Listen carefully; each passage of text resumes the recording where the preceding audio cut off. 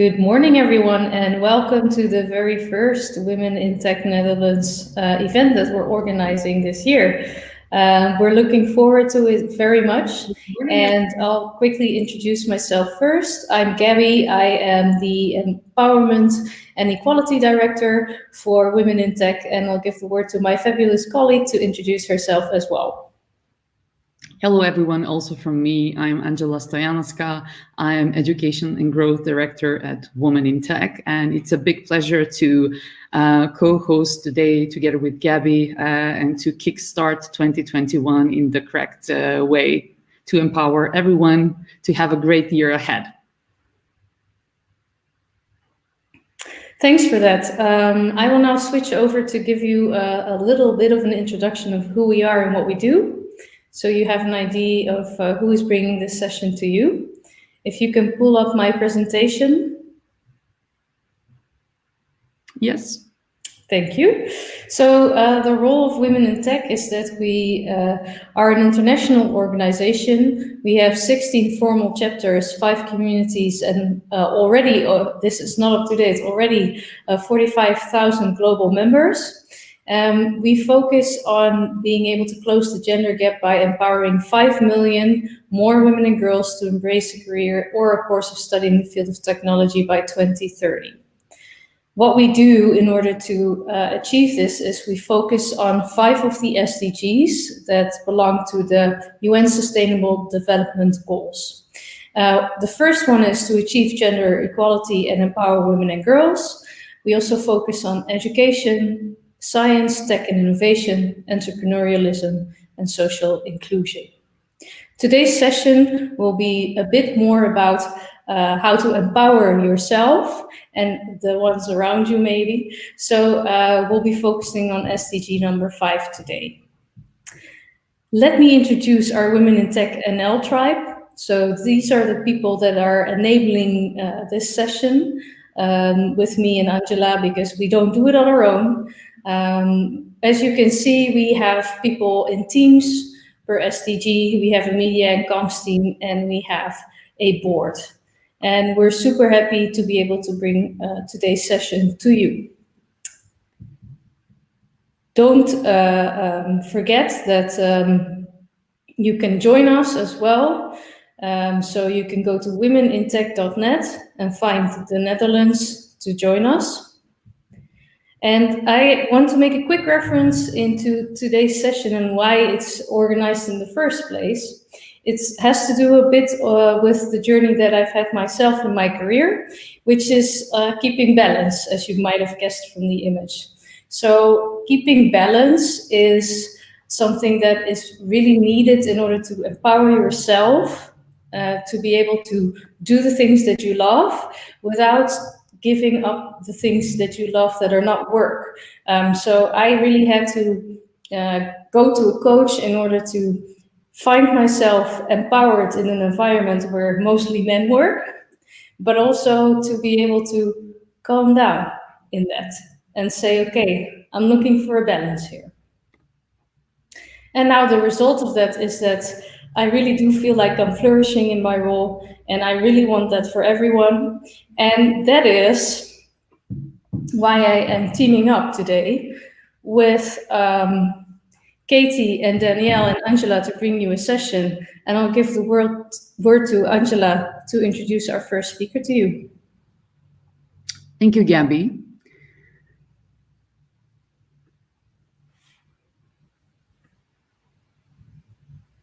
So our first speaker for today is Katie Stoddart. Katie is an award-winning international high-performance coach. Katie supports founders and executives to thrive in their business. As an ambassador for Women in Tech, Katie frequently speaks at conferences in this field. For her weekly podcast, The Focus B Show, Katie interviews leading experts in high performance. She works primarily with entrepreneurs and executives. Katie also delivers workshops for companies on focus, leadership, and performance. She will give a presentation on how to set and reach your goals in 2021. Katie, the floor is yours. Thank you so much, Danielle, for the introduction. Really excited to be here. I'm really looking forward to this, and I'll be asking questions as I go through. So can everyone see my screen? Great. So okay, perfect. As you know, we're going to discuss how to start 2021 empowered and without having the fear of failing or putting yourself under too much pressure.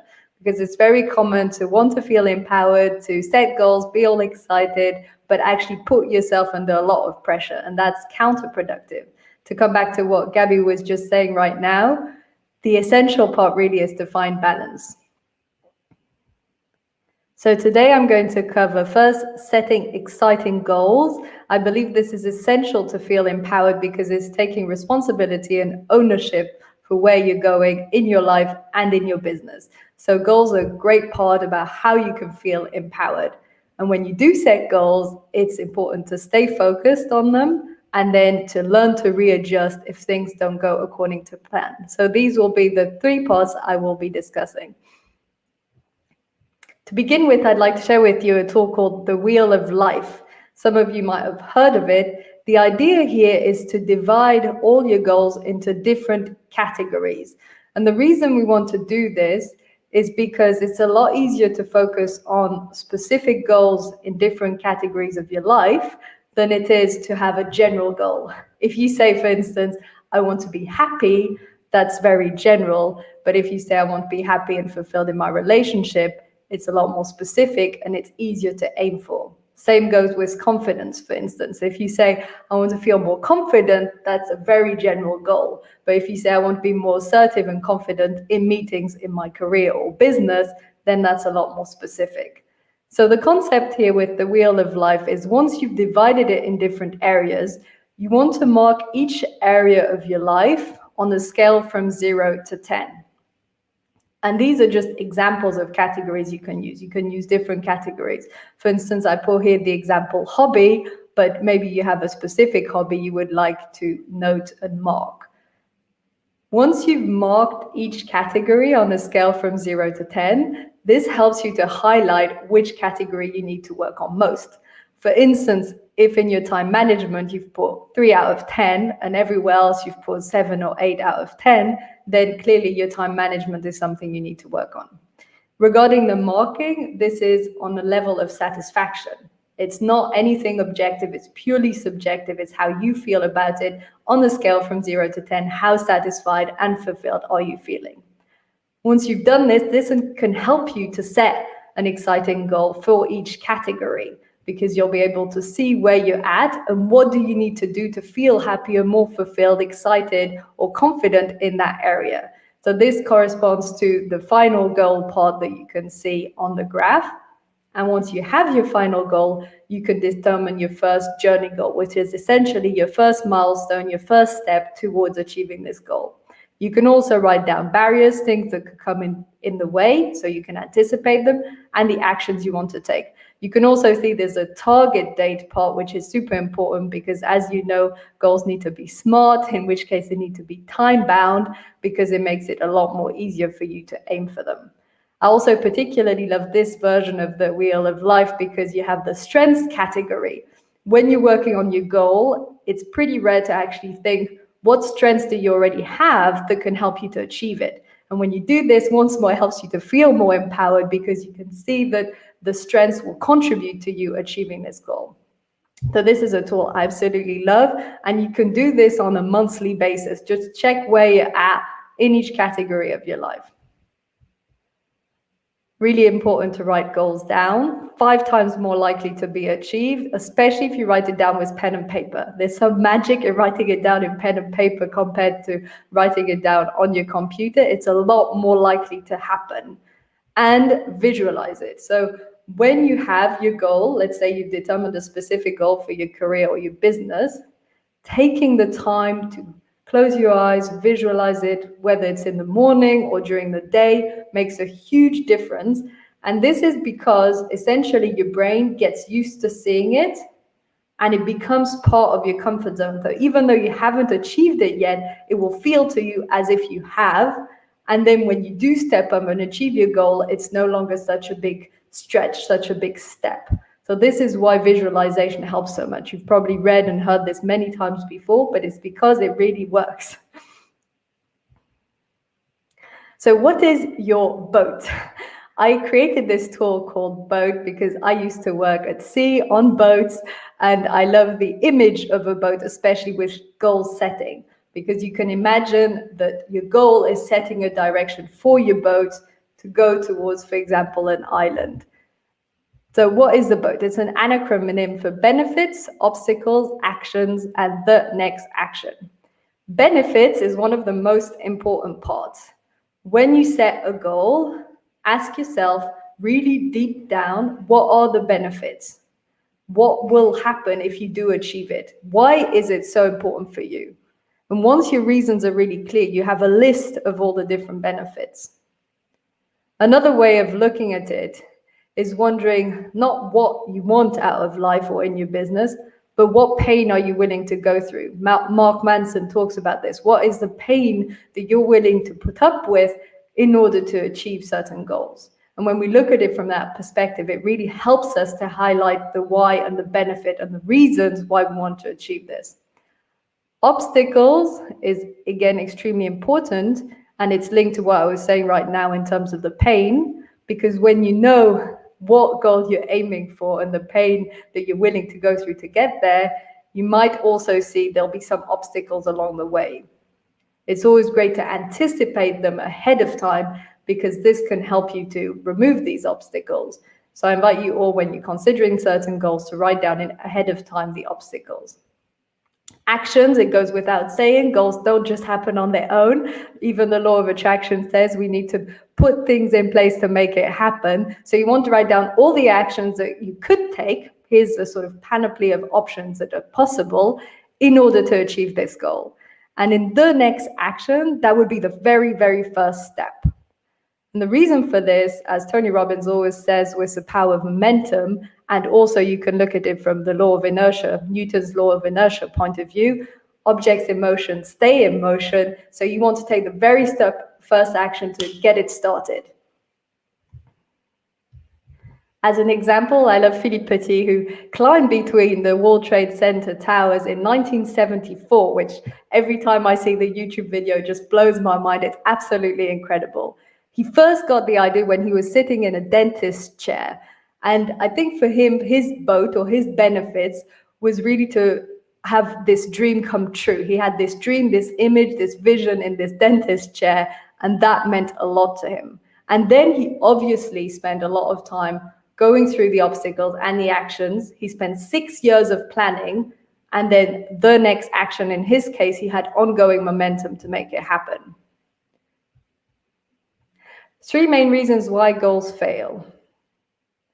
There are loads of reasons why goals fail, but it's important to look back maybe in your case. When you've set certain objectives, goals, I know some of you might not like the term goals, that's okay.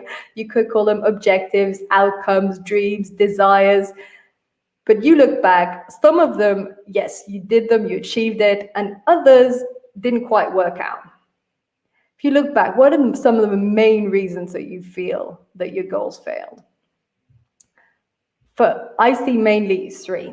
The very first one is that your reasons aren't strong enough. Your why isn't big enough. Like Simon Sinek always talks about having a why.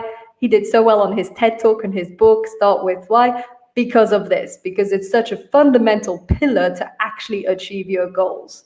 And that goes back to my benefits in my BOAT, an acronym.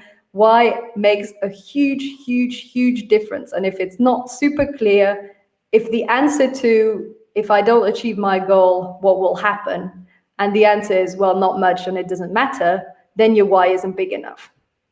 If the answer to, if I don't achieve my goal this year, then, this really means a big deal to me. I really want it to happen. It has to happen. Then you've got a why that's big. But of course, you want it to be a bit more in detail, not just I want this to happen. It will make a huge difference to the people around me. I will feel more fulfilled. This will increase my confidence, whatever it is. But the why needs to be huge. Another reason is that they often aren't specific and measurable. Those are 2 different aspects, but they are related. You want it to be as specific as possible. And the reason for this, if it's vague, first of all, you won't know when you have achieved it, and it makes it harder for you to aim for this. So for instance, if I come back to confidence, if you just say, I want to feel more confident, that's not specific enough and it's not measurable. However, if you say, I want to be more assertive in meetings in my career or my business, that's specific. And if you say measurable, you would add, I want to talk at least 3 times in each meeting. Then you have it specific and measurable. And this will help you to know when you're on track and when you're actually reaching your objective. And this leads me to the last part on keeping track. It's very easy, New Year's Eve, to set a bunch of resolutions and forget all about them a few weeks later. Or just remember on and off throughout the year. Oh yes, I said I'd write a book or something along those lines. Keeping track regularly, almost daily, weekly, will make it happen. And I will be discussing a bit later on how we can keep track and how we can make sure that this happens in the second part on staying focused. As an example, I'd like to share a testimonial from my client. He happens to be a goals expert. He wrote a best-selling book on Crush Your Goals. And in the testimonial, he actually mentions these things. He mentions a strong why. He said, I dreamt of starting my own business. So there he has a strong why to make his goal happen. This is something that really means something to him. And he was having accountability through our coaching sessions and keeping track. Obviously, every time you have a coaching session, but it can also be accountability part, a mentor, group coaching, friend, whoever it is, it's a way of having the accountability and helping you to keep track. This is one of the tools you can use to keep track of your progress. And he had a very specific and measurable goal. In his case, he wanted to achieve $20,000 in a couple of months before the end of the year, which he did. But it doesn't have to be money, but you want it to be measurable and you want it to be specific. And for me, these are the 5 gold stars or the 5 gold stars. Having a strong why, being very specific, measurable, having that accountability, and keeping track. So this concludes the last part, the first part on goal. You'll be able to write in the comments a few questions if you have any at the end of the presentation. I'd like to kickstart with a question on the second part on staying focused. So if you could share in the comments in the chat, how do you wish to improve your focus? Do you wish to manage distractions? You want to be able to keep track of things? So if you could please put in the comments, how do you wish to improve your focus? What do you feel is holding you back? Do you want to be more in flow, manage distractions, stay on track? Gabby, if you could let me know in the comments. Also feel free to tell me, for instance, how you wish to improve your focus, if that inspires anything for you. Yeah, so I think that's a really good question. We were already discussing in the chat what people did and why their goals were failing. So thinking about my own wish to improve your focus and how, I think it would be that I have to check more regularly. So if I look at what you just presented, I don't check in on my goals very regularly. They just tend to kind of go, it naturally kind of flows, it seems, but that also means I'm not achieving maybe as many goals as I would love. And we're also getting a lot of comments already. Do you want me to read some to you? Yes, sure. You could read maybe the first 5 or so I have an idea of how they wish to improve their focus. That'd be great. Okay, sure, will do. So Christina, she says that she wants to reduce or stop multitasking. The next comment that we have is from, and I don't know if I pronounced the name correctly, Deauville, to manage the demands of everyone else around. Then Carrie says, I definitely want to manage distractions. Grace says she wants to respect the planning. And Lieke says, keep focus and keep joy. Focus on what gives positive energy. Wow, and then I want to add one more. I know it's the 6th one, but I really like it. It's Regina, and she says, too many tabs opened in my head. Wonderful. I love this. This can directly be linked to multitasking. I'll just answer briefly these comments before moving forward. Thank you so much, Gabby, for sharing this. Sure. So I love what you just said with all the tabs open in the head. That's very similar to multitasking. This can happen a lot. And actually, I'll group that also with managing distractions. All 3 can be related to having focus.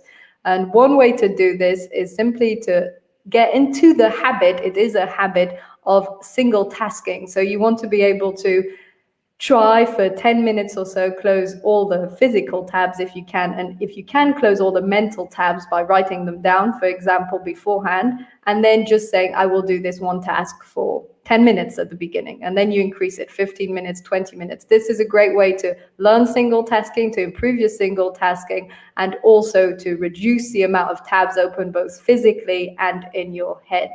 And regarding this is a great point regarding the demands of other people and managing other people's demands.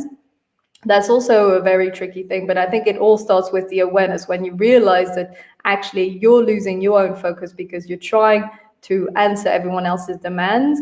And this comes a lot from having boundaries in place. So having boundaries for yourself, both in terms of your time, you won't work past this certain time, or you won't do more than X amount of hours or minutes for this task. And also it comes from not having all your emails always open. This is extremely common, and answering every single email, which distracts you from your main focus. And regarding the planning comment, I really like this too. That's tricky. Again, it comes with habit and with persistency and dedication. There's no sort of easy answer to get there. Also love what you shared, Gabby, at the beginning in terms of not keeping track. And this is exactly what I'll be discussing now. So thank you so much for everyone who commented, and sorry for all the comments I couldn't read. I will be checking them out afterwards and can also answer privately. So the main part about staying focused is to break it down to milestones. So we might know this, we might have heard that if you want to achieve a yearly goal, break it down into 12 monthly goals, but how often do you actually do it? How often do you actually have a goal for your career, for your business, for your fitness, whatever it is, and you take the time to think, what are my milestones? Maybe if you're working with a coach or mentor, they force you to do this, but if you're doing it on your own, do you actually take the time to break it into milestones? You want to go one step at a time. And this is essential because if you're focusing on an overwhelming, huge yearly goal, it's a lot less likely to happen. Again, you'll feel disempowered this time because it's too overwhelming and too big. You wanted to break it down in something that's both realistic and exciting. Find that balance between something that's realistic but also exciting. You don't want to be too boring and too easy, or too hard or too unattainable. So that's a perfect balance. It's tricky to find. I won't lie about this. It's not always easy, but you can sort of check in with yourself a level that sort of feels right for you, depending on your goal. As an example, I love this quote by J.K. Rowling: impossible to live without failing, or you live so cautiously that you fail by default. And this is very common when we stay in our comfort zone. It's kind of a way of failing by default. And as we all know, one of the most famous best-selling authors in the world, but she began one step at a time. When she was writing in her small cafe in Edinburgh, she wasn't imagining, all her books being filmed and being in Hollywood. She was thinking, okay, how do I finish my chapter? What's the plot? And then when she'd done it all, how do I edit this? And then how do I publish it? And it's always one step at a time. No one has achieved any goal by just going straight for the huge step. It's always divided in milestones. There's this sort of vicious circle that can happen, and this is what leads us to being distracted. You start by being overworked and overwhelmed, have too much on your plate, and then we all start to look for productivity tools, but that aren't really adapted. Oh, let me try this and that, and toggle and time tracking, but it can also be a form of overwhelm, and this can lead to analysis paralysis, and decision making also is a huge part of this, and so is perfectionism. And then we have the famous procrastination that generally comes from all types of negative feelings, such as overwhelm, boredom, shoulds, that feeling of obligation. And so we have this procrastination, overwork, analysis paralysis loop, and it's a certain type and way of working, but it doesn't need to be this way. You can break out of this cycle and pattern. And one of the best ways, there are many ways, but today I'll discuss one of the best ways, is to have weekly progress and to keep track. To come back to what you were saying, Gabby, keeping track is absolutely essential. I have failed at this in the past, so have probably each and every one of you listening. It's easy to fail at keeping track. You just write down your goal or think about it once or mention it to a friend, and then you don't do anything about it. Or you start a bit and then you forget. So you want to always have them there. And the weekly progress can really, really help you to always come back at it, always check how you're doing. In the weekly progress, I like these 5 elements. You can jazz up your own way. You can use Stephen Covey's weekly planner. He has a way of going through weekly planners, which also can help you keep on track. But I love these 5 elements. Time tracking. So looking back at your week and where you spent your time. The reason this is so important is because it helps you to check, have you spent your time on your priorities? For instance, if you said you really want to improve your relationship with your partner, have you spent quality time with your partner?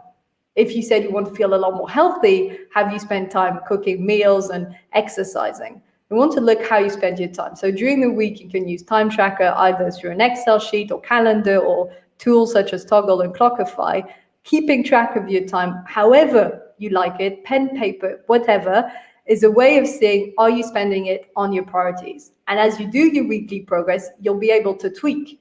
You'll be able to realize, oh, actually, I've spent far too many hours on social media or TikTok or I don't know, and far few hours on writing my new book. It doesn't matter what it is, but the idea is, are you spending it on your priorities? The second part is KPI, so key performance indicators. This is why it's so important that your goal is measurable. If you're aiming for a marathon and you've divided this into a milestone per month of 10K or increasing 2-3 kilometers per month, then you have a key performance indicator and you can track this every week and see how you're doing in terms of your running. This might sound complex or super time consuming. It doesn't have to be. I guarantee my weekly progress takes me 15 minutes. I do it on Friday evenings. I look, how did I spend my time, filling a few of my KPIs. And then an important part is how we're feeling. We often think to track numbers. That's super common. We think about this, but we don't often think, how did I feel this week? Because if aiming towards your goals, and it can be several goals in your business, career, life, if aiming towards these goals isn't bringing feelings of joy or excitement or happiness, then maybe it's time to reevaluate your goals. Chuck them, get new ones. You want to see how you're feeling, because if you're ticking all the boxes and spending time on your priorities and getting your super KPIs, but you're feeling sad and miserable, then maybe it's time to add other objectives, outcomes to make you feel happy. So I can't stress this enough. How you feel is super important. We can't neglect this. Again, I'm coming back now to the accountability. Accountability is essential. It can be an extra part of helping you keep track of your weeks. Now, depending on your type of personality, you might need more or less accountability. Some people are self-accountable. They don't actually need coaches, partner, accountability partners, but maybe up to 80% of people really benefit from having at least someone to talk to. And again, it's not because I'm a coach that I say it has to be a coach. It can be, and it's great. And I work with several coaches myself, but it can also be just a friend or a co-founder or a colleague. It can be anyone you want, but with who you do weekly progress. This is a great way for you to keep track and to ensure that you're working on towards your goal. And planning, obviously, once you've learned from that week, it will help you to plan the following week. Once more, this process can take 2 hours if you really want to go into the nitty-gritty, but it could also take 10, 15 minutes once you have it in place. It doesn't have to be that complicated or long or time-consuming. Okay, this is my favorite part. If you haven't been listening up to now, close all your tabs, turn your phone off. There's one lesson you have to take away from today is this: turning goals into habits. The reason I'm so passionate about this is because I know this works. I know for myself, I've seen it in other people, and this not only works to help you achieve your goal, this works also to make you happier. As James Clear explained, he's a international habit expert. He wrote a book called Atomic Habits that's brilliant. He explained that goals and outcomes, they give you the direction in which to go. Great, you need this. It helps you to be focused. But to actually get there, this comes from processes, habits, systems. They actually make the progress.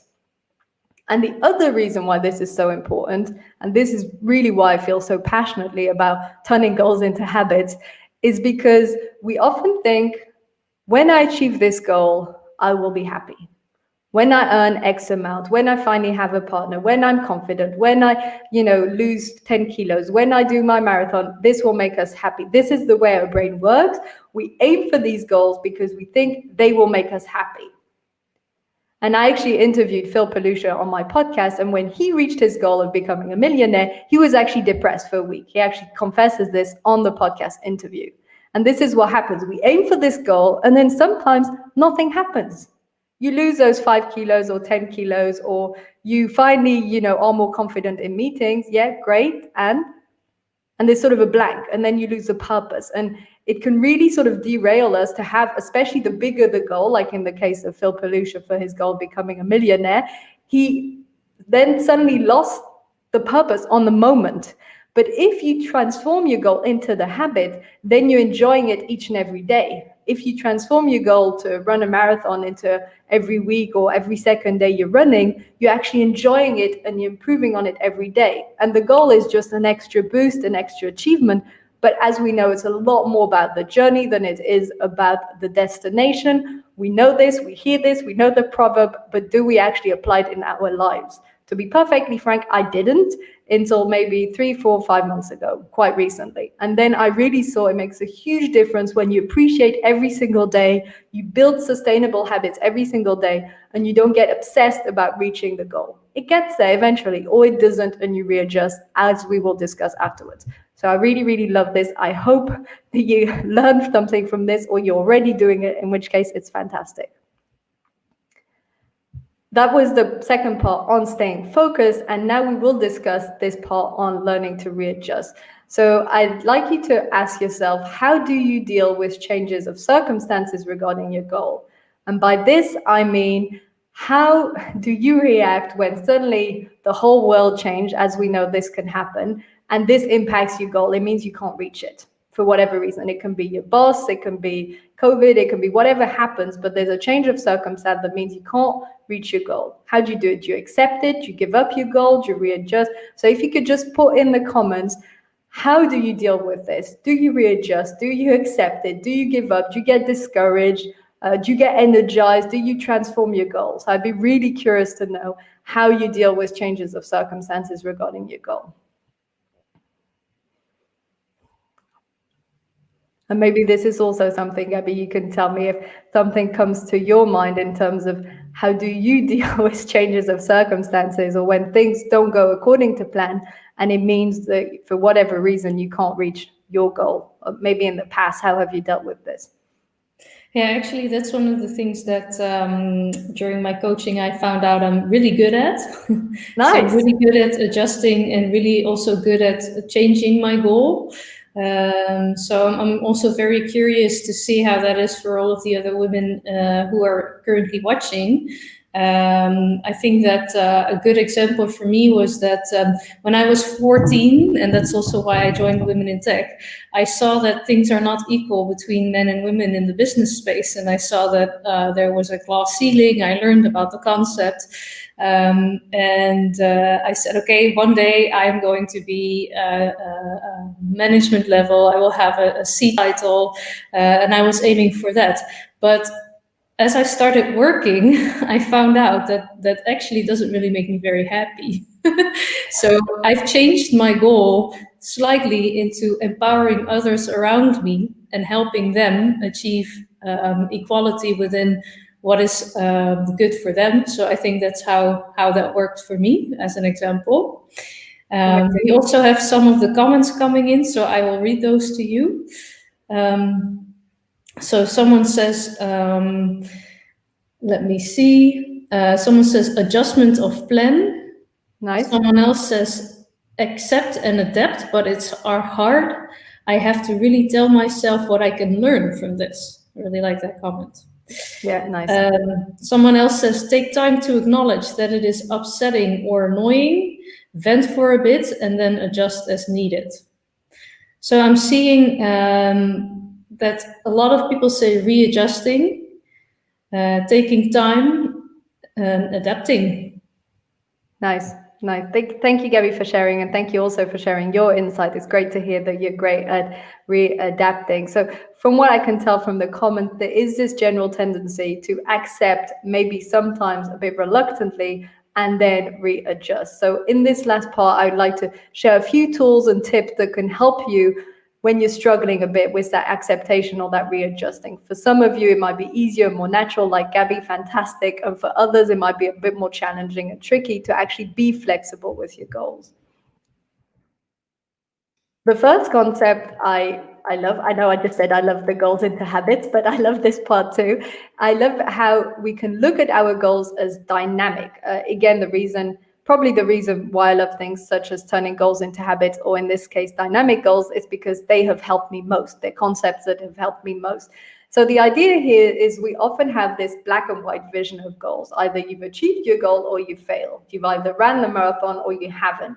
And we don't look at it on a range. For instance, here you could say that if you manage to run 10K, that's okay if you're aiming for a marathon. And then if you run 15, that's good. And if you do half a marathon, that's great. And if you do a marathon, that's ideal. Now, why this can be so helpful, it's because instead of beating yourself on the head, and again, I want to stress the point of not putting yourself under too much pressure, you can actually already celebrate either milestones, or even if that's just where you get at, if really, well, your max was a half marathon, you realize actually a marathon's too much for you, physically, morally, whatever it is, that's already great. So instead of thinking, oh, I have failed, you can think, oh, I've actually reached a great stage. Maybe it wasn't the ideal stage, but it's still great.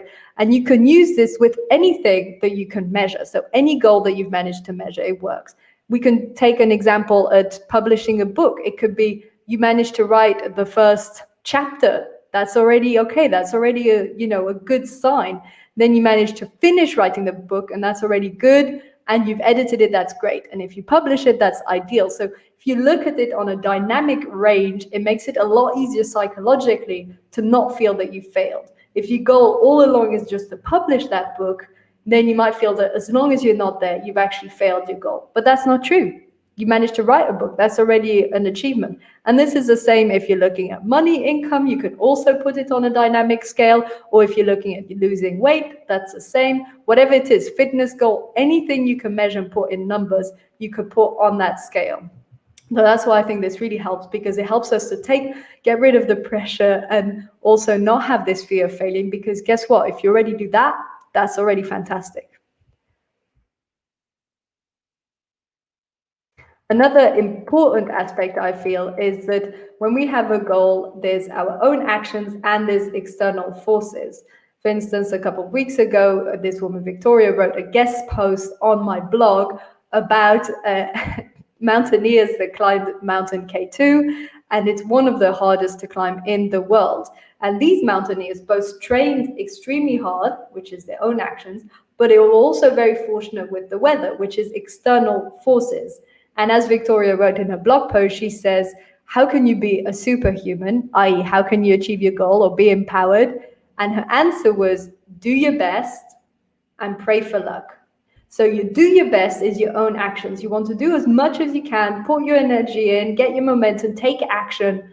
But there's also pray for luck, as in there's also a small part we can't control. So the more you take action, the smaller the part on external forces is, but it might still be there. So the mountaineers that were really well trained, they had really stretched the part of taking their own action. They trained really, really well, but there was still a small part of luck with external forces. So it's important to realize that not all our goals are fully in our control, and that's okay. And this is why we need to learn to readjust, but also do what we can on our behalf in terms of taking action. And the last part on learning to readjust your goal is that if you have a goal, there's a purpose behind it. So if you want to run a marathon, maybe it's to be fit or to feel great about yourself. If you want to earn a certain amount of money, maybe it's because you want the freedom, maybe you want to travel, whatever it is, there's always a purpose behind our goal. And sometimes if circumstances change, you might not be able to achieve that goal, but you might be able to achieve a different one that has the same purpose. For instance, if you want to be talking to a huge crowd of people in a huge event venue, it's not possible at the moment. But what's the reason behind it? Maybe you want to share a specific interest or philosophy of yours, in which case you could maybe start a YouTube channel. This is what I mean. Maybe it doesn't excite you as much as talking in front of a huge crowd at an event, but it's a way of achieving the same purpose. So different goal, same purpose. This is one of the ways you can learn to readjust your goal.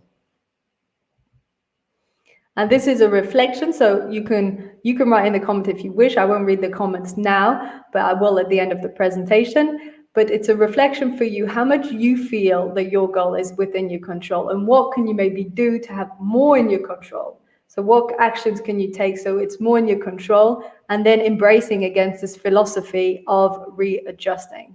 So to finish, just an overview of a few actions you can take to follow this presentation and event. I feel it's super important whenever you have something that inspires you, hopefully it has, but everything that's exciting or you learn something, it's great to take actions.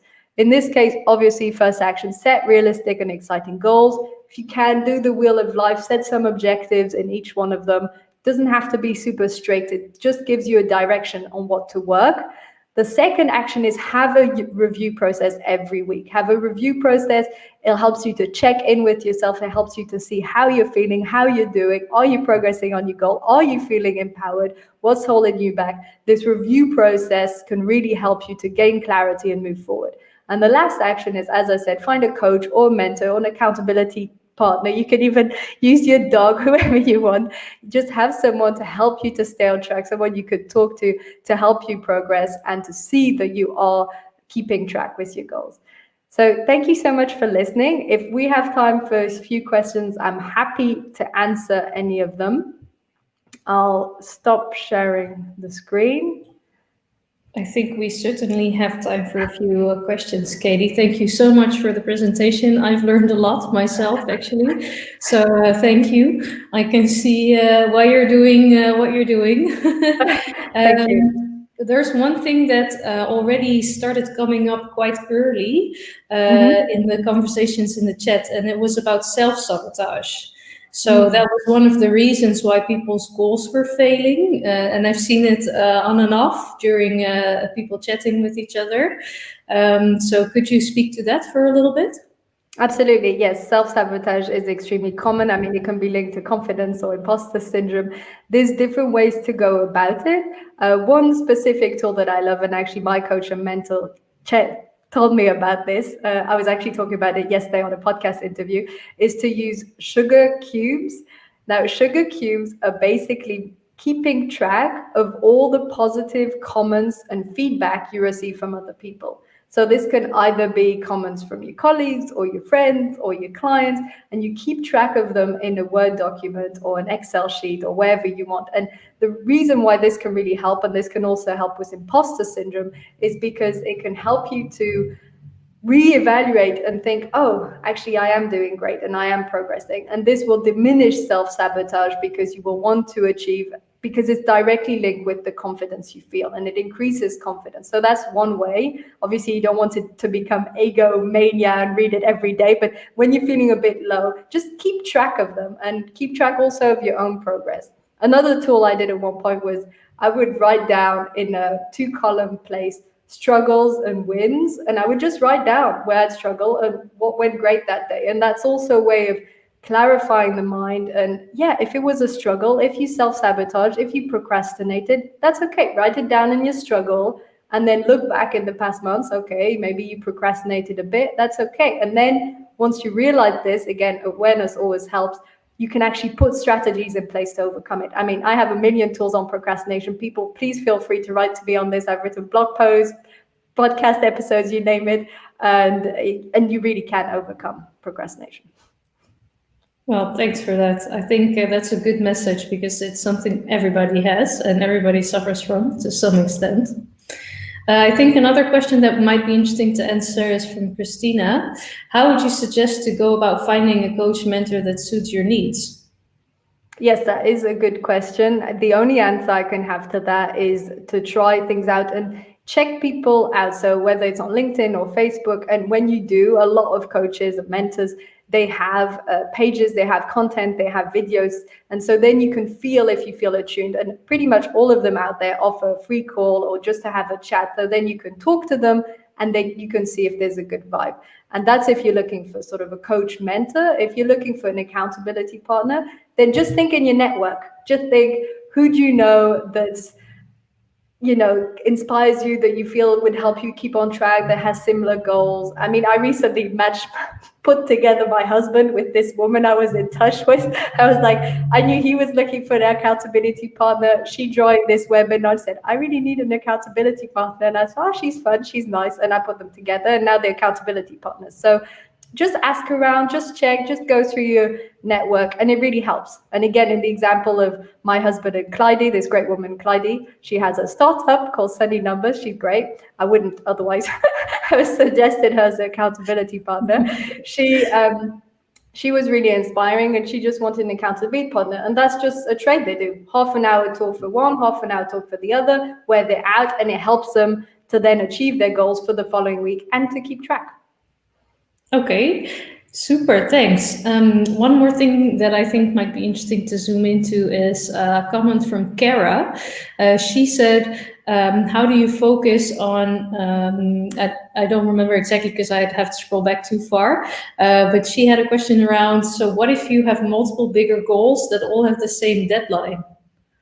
Yes, well, that happens. I mean, if you set yourself a goal for the whole year or several goals for the year, then they will have deadlines. I think that's absolutely fine and normal and common. In terms of prioritizing, you want to look, again, if we look at it on a weekly basis, let's say you have 3 goals, like run a marathon, publish a book, and grow your business to X amount a month. Then you want to look every week, how much are you dedicating to your fitness? How much are you dedicating to writing the book? And how much are you dedicating to running your business? You can achieve 5, 10 goals, but I'd limit it to 3, 5 tops because it's more likely to happen. But again, you want to keep track and you want to time block it so that you have space for each and every one of them. It's possible, but don't let them compete on the same slots. So if you're running 3 businesses, don't say, oh, I could work on either of them on Monday, because then it's overwhelm of choice. But if you say, I'll work on business 1 Monday, business 2 Tuesday, you want it to be blocked. So you want to minimize this decision making. So decide ahead of time how you're going to time block it and prioritize it. I think that helps. Okay, that's a very good answer. Thank you so much. Yes, this session is recording. We are getting some questions if people can watch it back later and if they can still see the presentation. So yes, everyone, you will be able to access that presentation and the recording later on LinkedIn and on YouTube. Well, Katie, thank you so much. A lot of people are saying thank you and are telling you that you are empowering. Thank you. So you've really made an impact for people, I think, in the first session of the year. So thank you so much. Thank you. What I want to do now is introduce our next speaker, because she will also be able to make a great impact on all of you who are watching today. Her name is Danielle, and she is the co-founder of Remarkable Women. I love that name.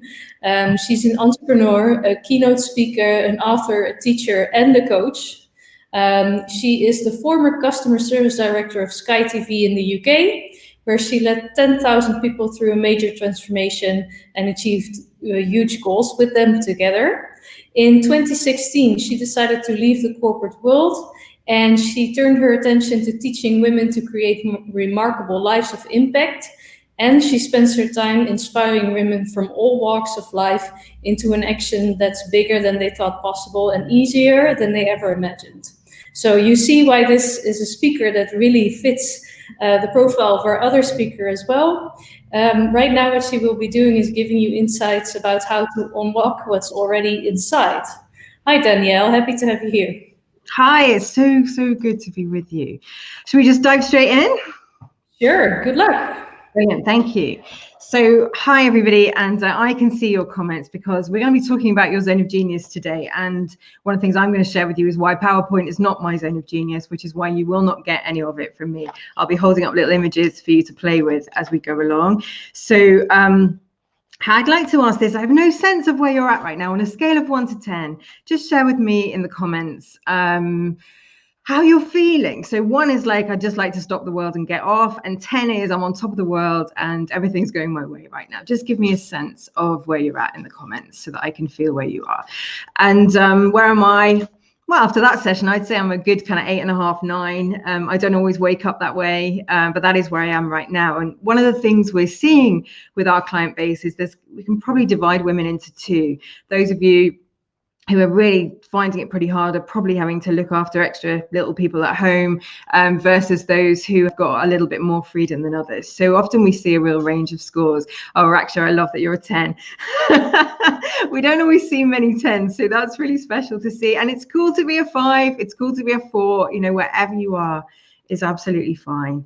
And it's important for me to gauge that, because as we dive into your zone of genius today and how it can unlock so much for you, I want to draw to your attention that there are a number of people here with us who are uninvited, and we don't need them here for this session. So most of you have brought an uninvited guest. And in case you're thinking, oh my word, maybe she means me, let me share with you that your uninvited guest is the voice in your head that is not interested in you living into your greatness. So it's the voice in your head that will have you play small, play smaller than you can, tell you you're not so good, tell you you're not so capable, and generally drive you with a little bit of fear and a need to be seen in the right way by other people. And so if you wouldn't mind letting her know she can have a coffee break right now, that would be great. Because she's not going to be so helpful as we work through this session, which is all about drawing out your natural brilliance. And I don't know if you recognize that voice, but I know that I've got a pretty strong one at times. And so it's useful sometimes just to remind her that she can have a bit of time off for a moment. So yeah, she's on the coffee break. Brilliant. So we're going to play today with your zone of genius, what that means, how you can unlock it, and what it can create for you in your life. And why is that so important? Well, let me say this. Here's me with a question mark. I actually normally do these great big drawings. So if you want to have this afterwards, you can just connect with me on LinkedIn and I'll send it over to you, no problem at all. Why is that important? Well, I wrote a book a couple of years ago, and every time I meet with somebody and they proudly hold up this book, which is, it's like an interactive book. It's a little, really easy read. It's called Remarkably Easy.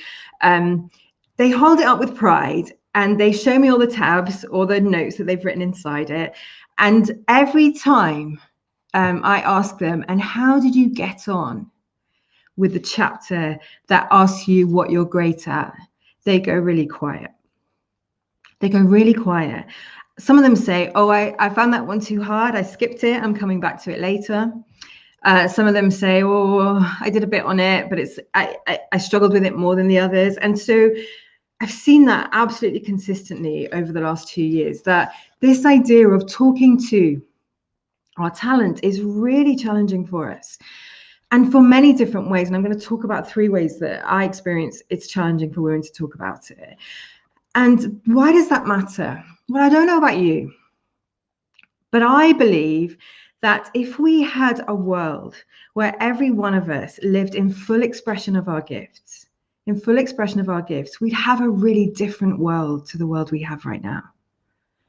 So if every one of us lived in full expression of our gifts and talents, we'd have a really different world to the one we have right now. And so what I know is, for most of us, the biggest thing getting in our own way is this noise up here. The one that tells us we have to be acceptable, we have to fit in with everybody else, we have to do what our boss wants, we have to do what our family wants, all of that noise that kind of gets in the way of us showing up in the world with our natural talent. And so what we see really regularly when we talk to what's my zone of genius, and I'm going to talk to you about how you can unlock that in a second, is we get 3 typical answers. I'm not special. I don't know what my gifts are. I'm not sure that I really have any. Everybody can do what I can do. We get that really typically comes out of some people's mouths. The second one we get is, I know I've got some talents, but I don't want to be cocky about them. I don't want to be seen as arrogant. I don't want to be seen as pushing myself too far forward. That's going to cost me in different ways. And therefore, even though I know I have some talents, I will dial them down a little bit.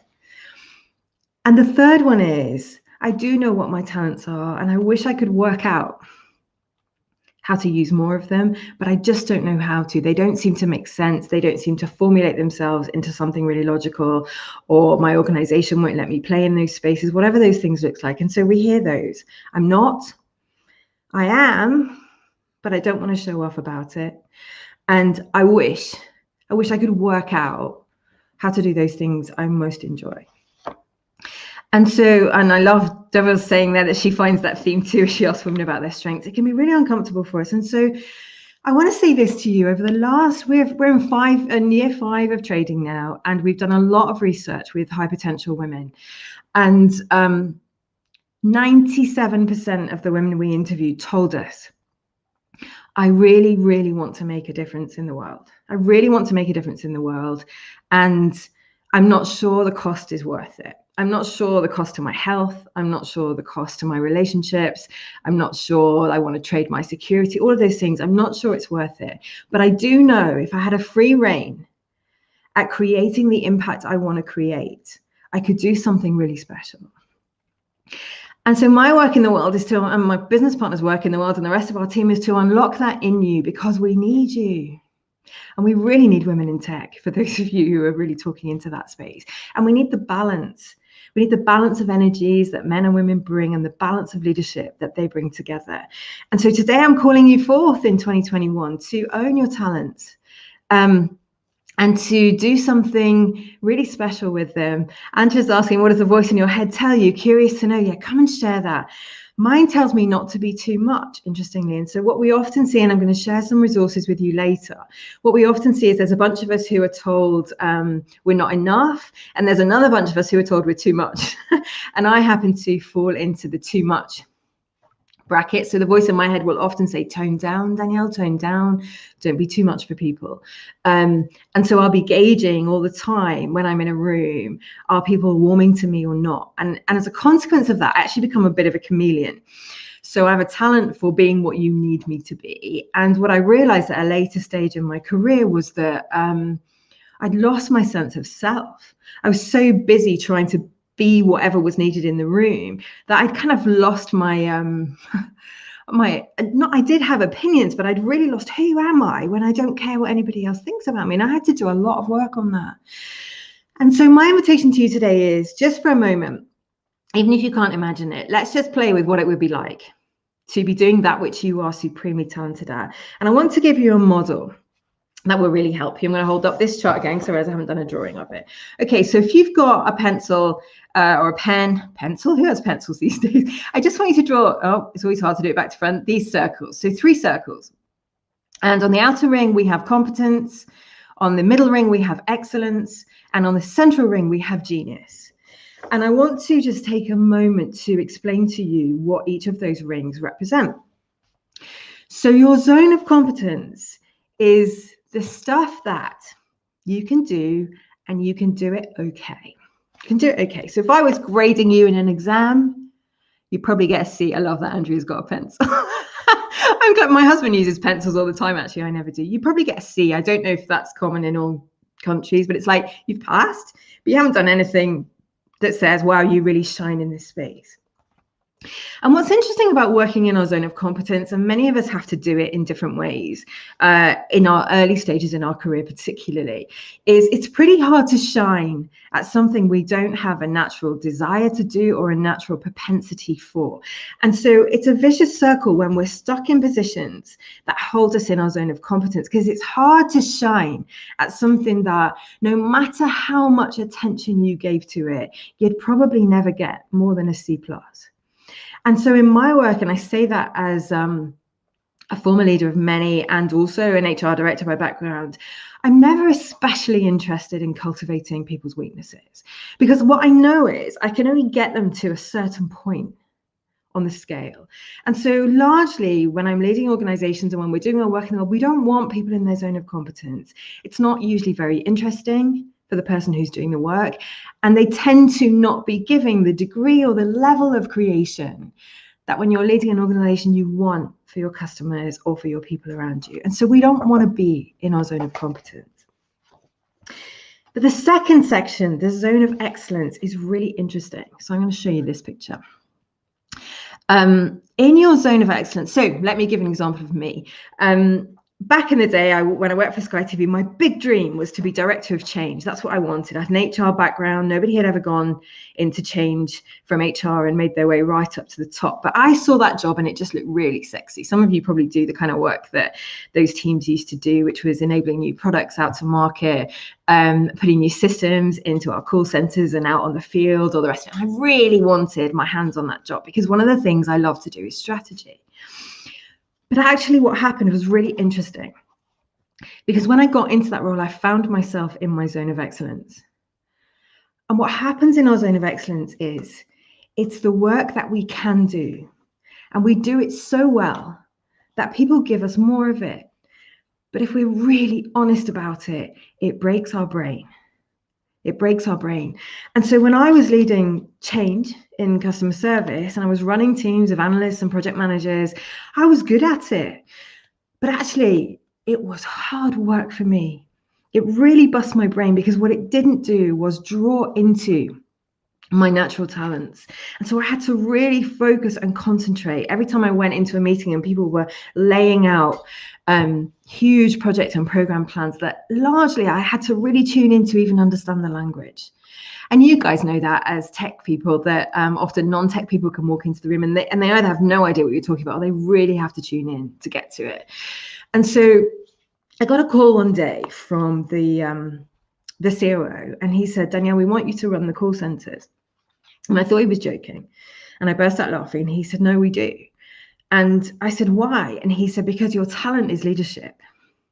And so we want to give you more of that, as much as we can, so that you can lead people the way we need them to. And so overnight, I went from 65 people to 10,000. And it scared the life out of me until I started to get my head around my zone of genius. So here's a rocket. I'm a big fan of rockets. I even have them on my mug. Because your zone of genius is this really fascinating combination of things. And they're not going to be necessarily obvious to you. And over the course of today, and I'm going to encourage you to think about it and then to spend more time afterwards. There are many times I've thought a certain thing was my zone of genius, and actually I realized it was actually in the kind of upper end of excellence. And so the zone of genius is much more nuanced than that. Your zone of genius is distinguished by a few things. So this classic one with women never fails to make me smile. You're probably talking about your zone of genius when in your heart you believe it can't possibly be genius because everybody can do it. Because everybody can do it. And so what we see all the time is women ruling out their natural talents because we have something in our psyche that says in order to be spectacular, it has to be hard. We have something in our psyche that says in order to be spectacular, what we're doing has to be hard for us. And so when something comes easy to us, our natural assumption is, well, everybody can do it. And I say that I'm married to a man who's an Ironman. He's done 3 Ironmen. And if you talk to my husband, which are massive ultra triathlons, if you don't know what they are, if you talk to my husband, he says anyone can do an Ironman.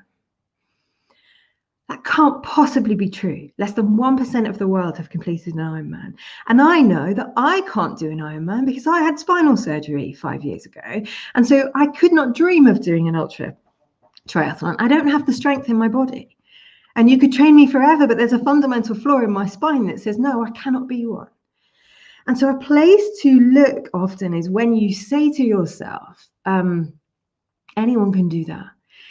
Because if you turn to your friends and the people you trust, most of them will tell you that that is not true.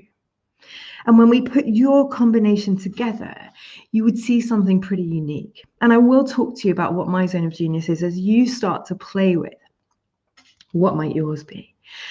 Another distinguishing factor of zone of genius, which is really fun, is the idea that you probably wouldn't stop doing it even if you had all the money in the world in some form or other. And let me talk to you about that for a second. You probably wouldn't stop doing it if you had all the money in the world.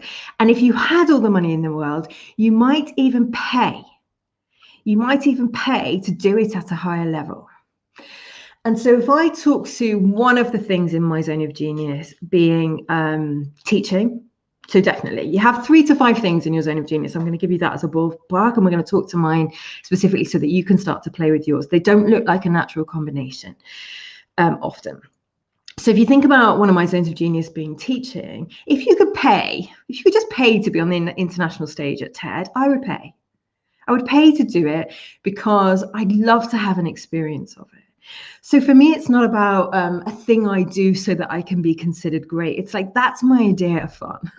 That's me in my zone, in flow, really, truly enjoying what I'm doing. I would also, as a coach, I would pay genuinely to coach the First Minister of Scotland, Nicola Sturgeon, right now, because I love politics and I would love to coach a leader who's running a nation. And so rather than her pay me, if I could just get in the door, frankly, I would pay her. Right? And so it's these kind of things that just start to get really interesting for you. And you may not know what they are today. And I want to say, you don't get them. You don't get your head around them in a 30-minute session, but there are clues lying around for you all over the place. And I'm going to give you some of the clues today. And really what I'm trusting is that your subconscious over the next few weeks and months will start to cogitate for you and show some of them up, and you'll start to try them on. Is this really my zone of genius? Because when we're in our zone, what we see naturally is that we're in flow. So we're so busy focused on what's occurring around us. We're so busy letting our brain connect things and bring them together that time passes really quickly. And that even though we're tired at the end of the day, and we might be tired at the end of the day, we're also energized in that tiredness. So there's a real difference between exhaustion that drains you and exhaustion that has you feel like, wow, that was a really good day. And so a natural place to play is to think back to those times where you could look back on a working day and say, I had an exceptional day today. I really enjoyed what I was doing. And then we can start to look at what was going on in those days. So there are simple places to play around what am I most proud of in my career? What did I really love? And to check in with, did I love the outcome or did I love the doing it? Because those things are two different things. So sometimes we love the badge that we got at the end or the fact that we got a pay rise. And sometimes we actually loved the creation of. We love the creation of. And so you're going to have 3 to 5 things in your zone of genius. I'm going to share with you what mine are so that you can see there's a surprise one in there. There's a surprise one in there. And actually, it goes right back to my childhood. And I didn't know how to connect it to my work until I saw it had always been connected to my work. And that when I did it, things became more and more successful for me. So my zones of genius, pretty straightforward now. Strategy, I absolutely love to be in a room where we're bouncing around big ideas and we are shaping something up. I love understanding behavior and what people are doing and why they're motivated to do it. I love teaching. I love teaching. So I love to be on a stage. I love to write. I love to coach. All of those things fall into teaching for me. And here's a really interesting one for you. I love, love, love researching. And this goes right back to being a 5-year-old. I cried on my first day at school because they made me play with toys. And I was devastated that no one showed me how to read a book because that was all I wanted. And so for the whole of my life, I've been reading books avidly. Typically at the moment, I read about 100 books a year. And even if I didn't run this business, I wouldn't stop reading. That's who I am. And yet when you look at that, you go, well, hang on a minute. How on earth do I use that to the benefit of others for my career? But actually what I've seen is many women come to me because I read 100 books a year, because they don't have to read all of those books and I can filter out what might be most powerful for them. And because I love to teach, I take what I've learned in books and I put it together with things I've learned from other books and I teach from those places. And so when I saw that, it became really clear to me that I had to build reading into my working day. I had to build reading into my working day. And many of us, I mean, often when I say to people, you could read that at work, and they look at me like I'm insane, like we've got some story about picking up a book doesn't count as work, right? And yet what I know is that almost every stage in my career where something moved for me, it's because I brought a new idea to the table, because I was looking outside and bringing it in. I also know that if you go right back to the days of, sorry, my other zone of genius is definitely in this kind of writing space, right? Which is part of teaching, but it can also be separate. I started my life as a secretary. And I had a degree. When I left university, nobody cared. This was back in the day. And what they actually wanted was the one skill I had honed in a part-time job at university, which was fast typing. I was really fast typist because I got paid for the amount of things that I typed. And so I got a job as a secretary. But here's what happened really quickly. Because I love strategy and I love writing, word got out really fast that I was great at taking minutes. And the other secretaries hated taking minutes. And so they would lean into me and say, Danielle, will you go to this meeting? Will you go to this meeting? And by the time I was 22, I was in the boardroom, soaking up every bit of strategy that was going on in the conversation and typing up the minutes, which was fun for me because I liked writing. And so I can see these clues throughout my career. When something has gone well for me, when somebody has acknowledged that there's something we want to get Danielle to do more of, I've been in my zone of genius because it is the easiest place in the planet for me to shine. It comes easily to me, and over time, I've started to master those skill sets more and more and more and spend less and less of my time on anything else, because that's where the key is. And so I want you to, if you're willing, once we get off this session, I'd love for you in 2021 to start exploring what a life would be like in more of your zone of genius. And of course, what we see happen regularly is people get their zone of genius together and they think they've got it right. And they go, well, what am I supposed to do with that? These things don't make any sense. So some of you are going to be great connectors of people. You're going to be great connectors of people. And you're going to be like, well, how is that a thing? How am I supposed to use that in my career? How am I supposed to use that to make an impact? But actually what we can see is your talent for bringing the right people together, your talent for finding new connections will bring exponential benefits to everybody around you. I have a friend who I only have to pick up the phone and say to her, who do you know in this space? And she'll tell me 5 people. And if you want to have a great event, you bring her into the mix because she will bring interesting people to the table. If you want to have a great meeting, she knows how to gather the right people who will be really exciting. And so there's an idea for you to play with, which is it's not necessarily your job title that defines your zone of genius. It's how you do what you do. It's how you do what you do. And so if I think about the predecessor to me at Sky, who then became my boss, who's customer service director, then became managing director, his absolute outstanding talent was, he was a software engineer by background, and his outstanding talent was designing operating models. And so when he was customer service, he built success by building amazing operating models and doing all the thinking and bringing together to make those things happen. He delivered brilliant results. When I was customer service director, I could have followed that path. I could have tried to get my head around what does a great operating model look like? And the truth is, I'd have been in my zone of excellence at best. At best. I could have done it, but it would have been hard for me and I wouldn't have enjoyed it. I flipped all of my attention to what I am really good at, which is understanding behavior, understanding leadership strategy, because really that's what I'm interested in. And I put all my attention on how do we create great leadership around here? And I delivered exceptional results, doing something entirely different to what he had done. But what I see so frequently is we step into new roles and we think we have to do it the way the person before did it. But actually, if you can start to own your zone of genius and say, this is me, this is what I bring, and get the work done and create the results through more of that, you shine exponentially because you are doing what you're brilliant at. You're doing what comes easy to you, which means you do more of it and you're more effective at it. So we can get to the results and the outcomes we're looking for by a million different paths. If you think about all the skills and talents that are in the world, there are thousands of them. I happen to say I'll own 5. So it doesn't matter which ones we put in the mix. It matters that we own them and we use them to the fullness of our capacity so that we can have the impact we want to. And so I want to invite you into this idea of experiments and the idea of compound growth.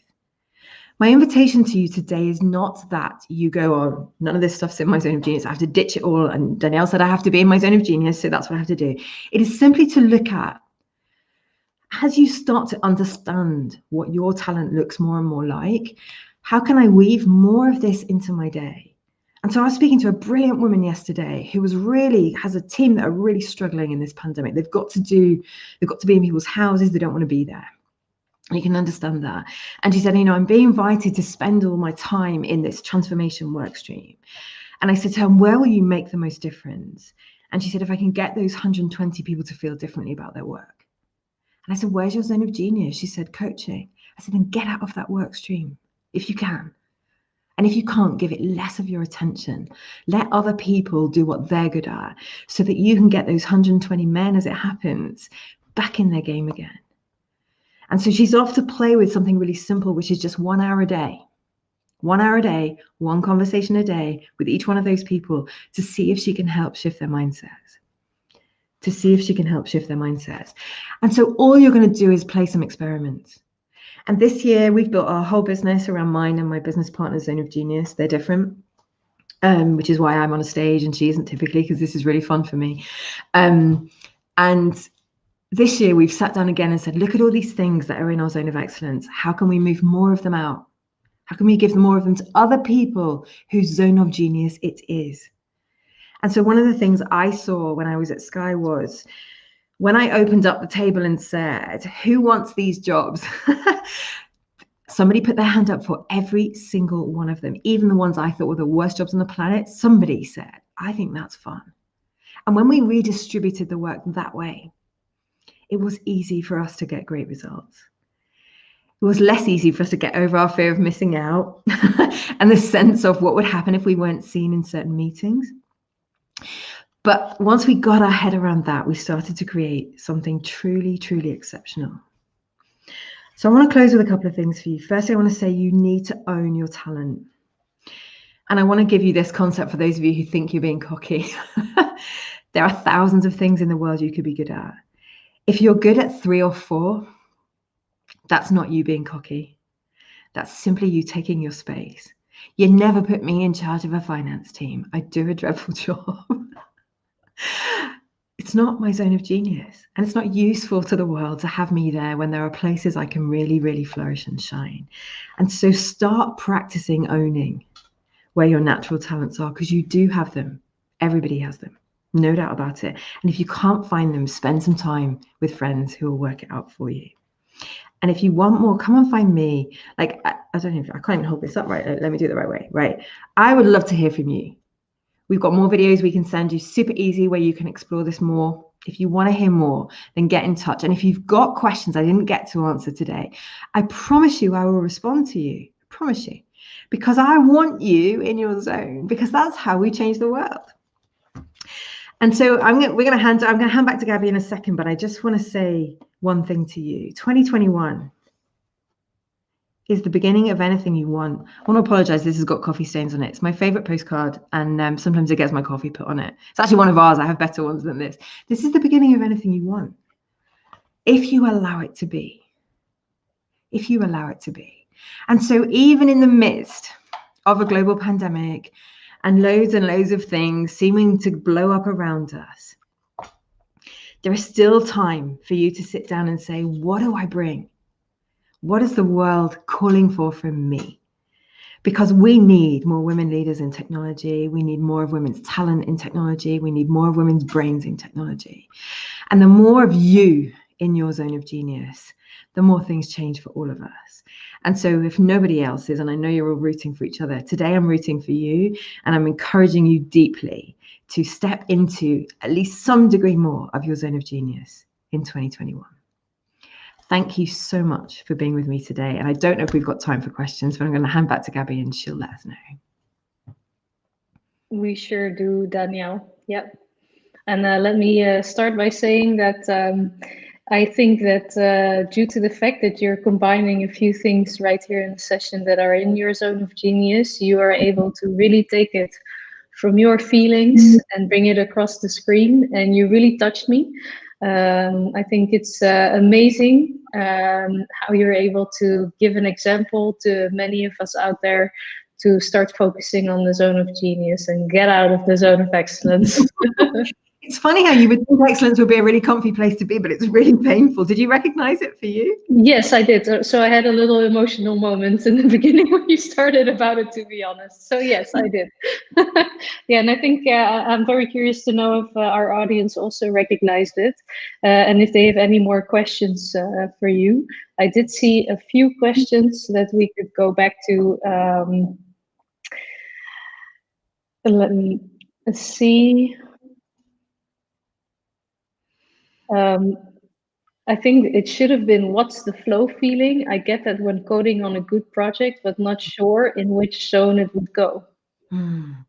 If you have this sense of time standing still, or like, you know, you don't even, sometimes we can run a 2-day retreat and it'll be 5 o'clock on day one. And I'll think, where on earth did today go? Whereas sometimes you might go into a session with a trainer and it'll be 10 past 10 and you'll be like looking out the window and drawing notes. Do you know the difference? And so when you're in those spaces where you've totally lost track of time and yet you are wholly present, that's what's so interesting about it. You're so in the moment. That's a really great indicator of flow. Really great.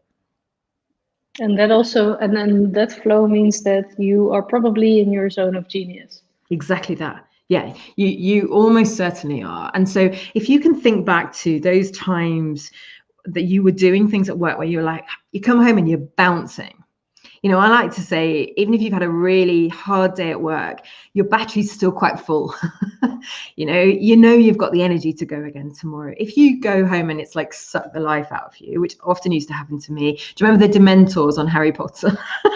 There were certain things I would be spending my time doing. The reason I don't do PowerPoint, as an example, is it's in my zone of excellence. So I can build you a beautiful PowerPoint presentation.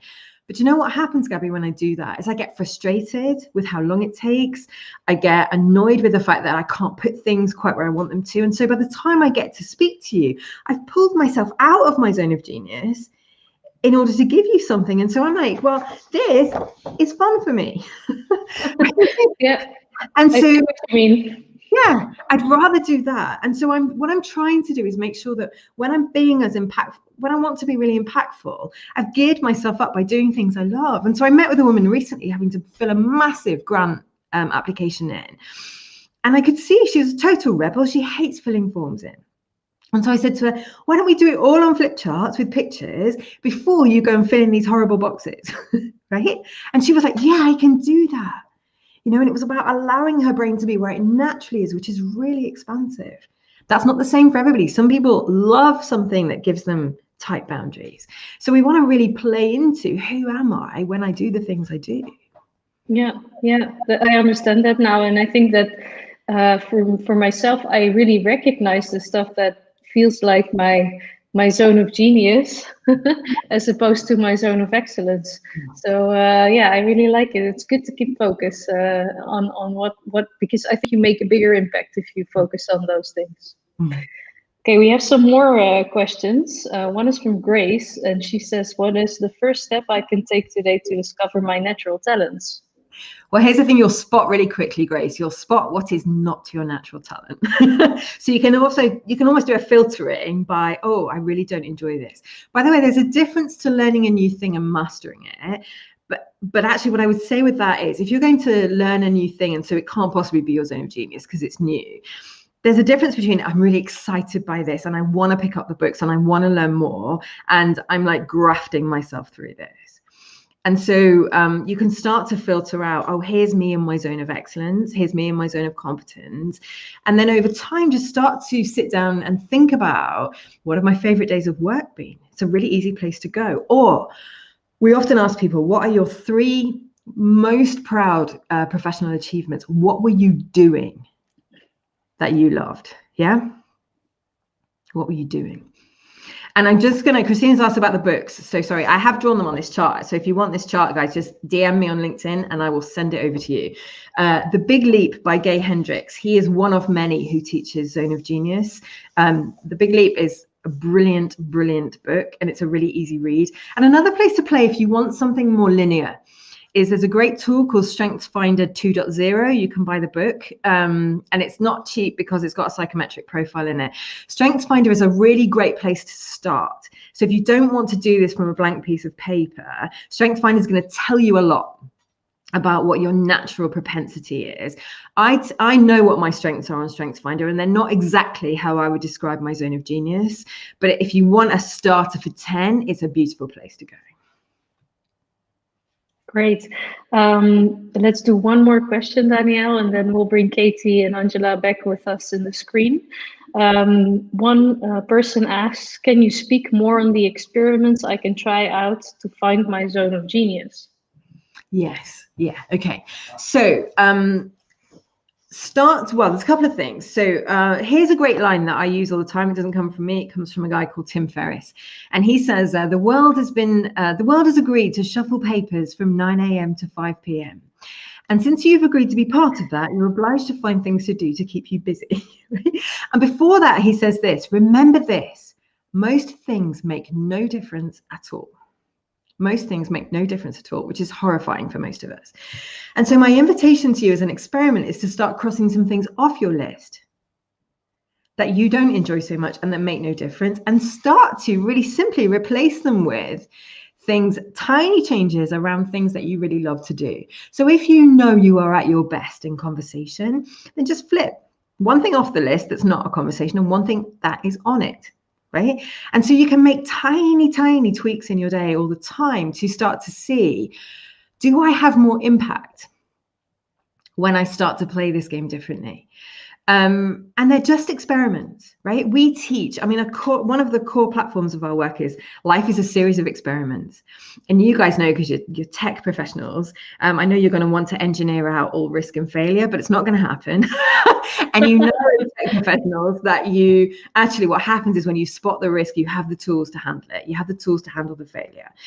And so every experiment tells you more about you than you knew before. And if it's too scary to do the big stuff, do small things, because nobody will notice anyway. You'll notice. So it's not like, oh, I don't go to that meeting anymore and everybody's like, where was Gabby? On the whole, that doesn't happen. And so just start to play with what you're brave enough to, so that it's a compound effect. Over time, every time you put 1% more zone of genius and 1% less zone of competence, the graph is going to start going like that rather than really slowly. Just play. Great, thank you so much. That's a really good message to end with. I see that a lot of people really, really loved your presentation and found it very inspirational. So thank you so much, Danielle. You're welcome. Great to be with you. And Katie, Angela, I'd like to invite you back on stage. Hi there. I loved your presentation, Danielle. It was so nice. And I loved how you said that reading could be part of your working day. That's literally what I was working on with my coach yesterday. How do I justify taking time off to read during the day? Loved it. So inspiring presentations, ladies. Really amazing session today. Thank you so much for being with us.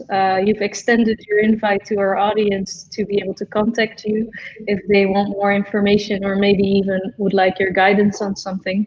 So we're gonna end the session by giving you a very, very big hand.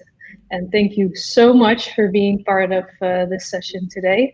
I've really, really enjoyed it. I think it was very impactful and it really makes for a great start of the year for many of the people watching. Thank you also from my side, Elise. And just a short note for everybody who is watching and who registered for this event. You will be getting in a few hours an email where you will be finding all the details of how to connect with Katie and Danielle. See you next time. Thank you. Have a great day, everyone. Bye. Bye. Bye.